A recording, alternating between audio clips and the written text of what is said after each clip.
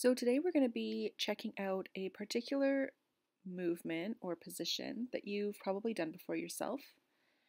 And we're going to be using it to see how our hip mobility is, how our spine mobility is, and you might even be surprised to find out what funky things have been happening just as you get into this stretch.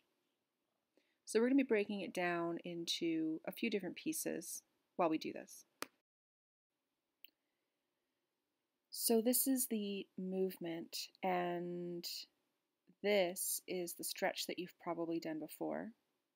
Notice how I have to lift my whole body to get a grasp on my leg and then lay it back down.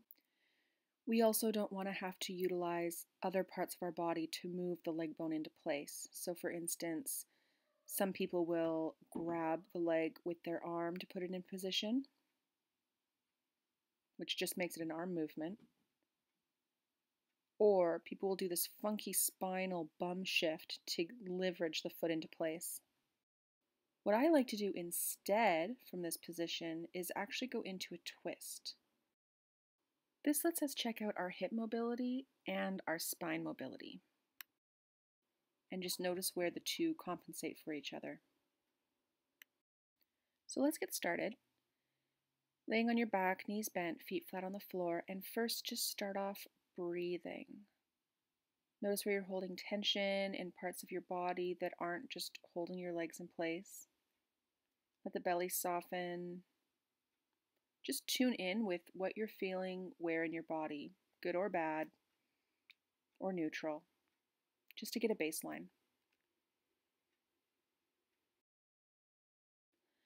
Next, we're going to look at adding in hip flexion. So the foot is just raising off the floor, not because the knee is straightening, because at the hip joint, the thigh bone is moving into flexion. I'm just going to move my arms out of the way so that you can see my body well.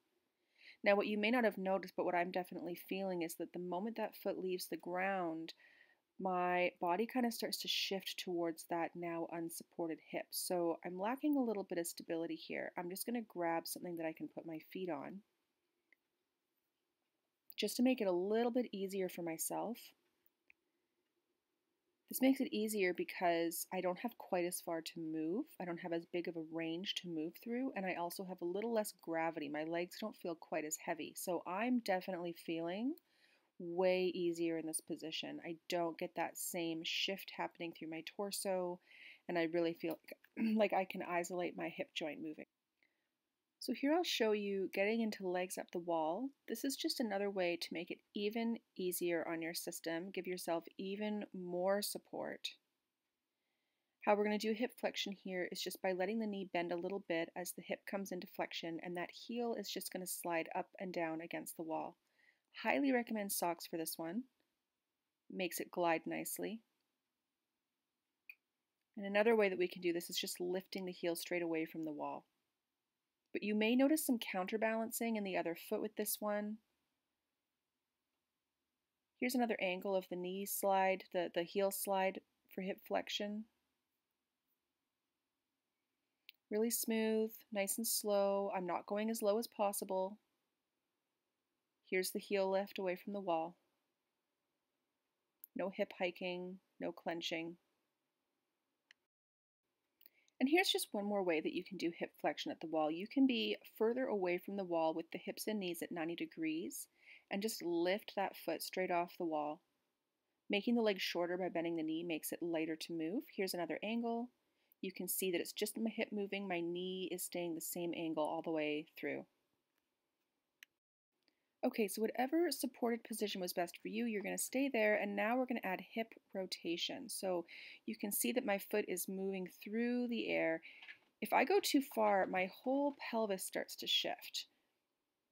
So I'm going to make it really small so that it's just the thigh bone moving and my pelvis on the floor, my back on the floor, my other leg supported by my footrest here are not moving around.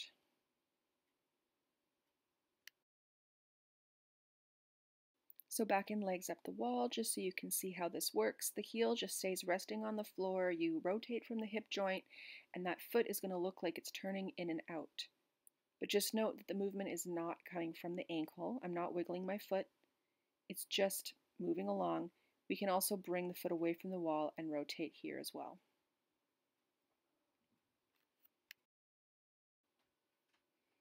Here's just viewing that exact same movement against the wall from a different angle. So here my ankle's still supported by the wall, my heel. And then we'll lift it away and we'll rotate there as well.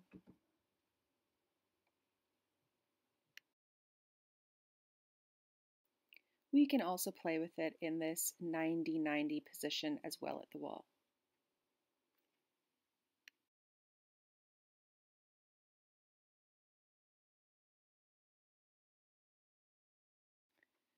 The next step is lowering that top foot down to the supporting leg. Now we are doing this, in this instance, not with the hip. We want to just bend the knee a little bit more so that foot lowers down. So this is where we're not using the hip to create a movement. This is how you can do an equivalent to that in legs up the wall. You're basically just going to do an ankle cross, but watch that the bum cheek of the leg that's moving is not lifting, tipping away from the floor.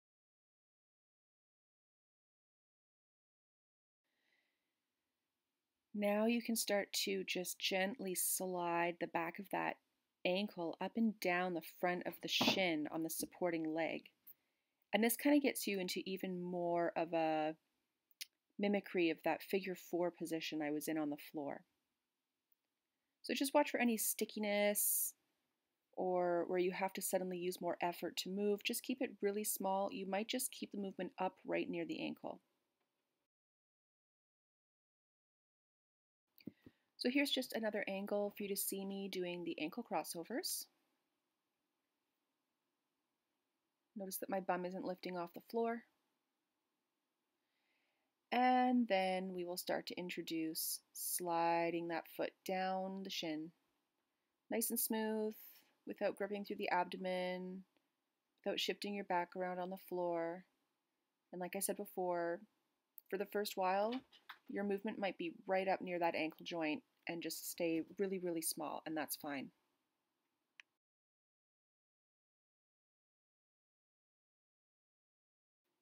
And this last support option, we can kind of do the same thing. We're really just going through the motion of flexion, rotation, placing the ankle. We're not really sliding the foot up and down the shin, because in this position, you're already pretty much at the knee joint, and it's hard to get past the knee joint and onto the thigh without having to do some really crazy maneuvers through your body, your upper body. Now this is where it gets a little more advanced, and you might leave this part for quite a while. Don't rush into this one, but I'm going to have my hands on my rib cage, and I'm just going to start to let the sole of that top foot move towards the floor. The right bum cheek is lifting a little bit. What I'm trying to do is isolate some twisting movement through my core. So the movement is only happening between below my rib cage and my pelvis. I'm not full on rolling over here. This movement might be teeny, teeny, tiny at first, especially while you figure out how to get that movement started without counterbalancing your legs, pushing off with your torso.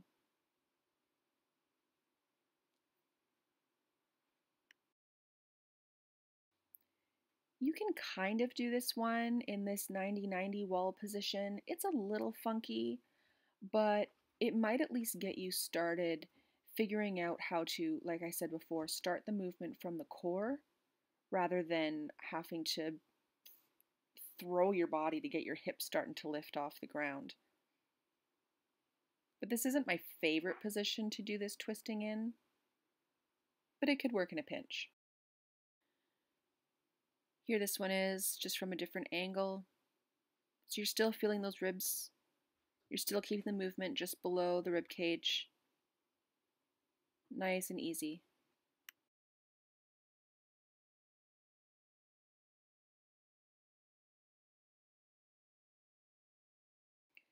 And now it's time to take the twist just a little bit further. So I've got my arm stretched out to the side because now what I'm going to use to detect movement, too much movement, is my arm and shoulder girdle.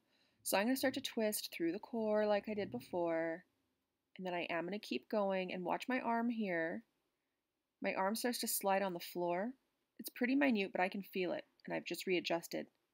So I'm going to keep that twist a little smaller now so that my shoulder girdle and my arm and my head don't start to slide along the floor. Just going to keep the movement really isolated. And please come in and out of it, like start from scratch. Let that foot totally rest. Let any muscular tension leave your body. Bring the leg back into figure four, paying attention to all the things we learned along the way, and then reintroduce that twist.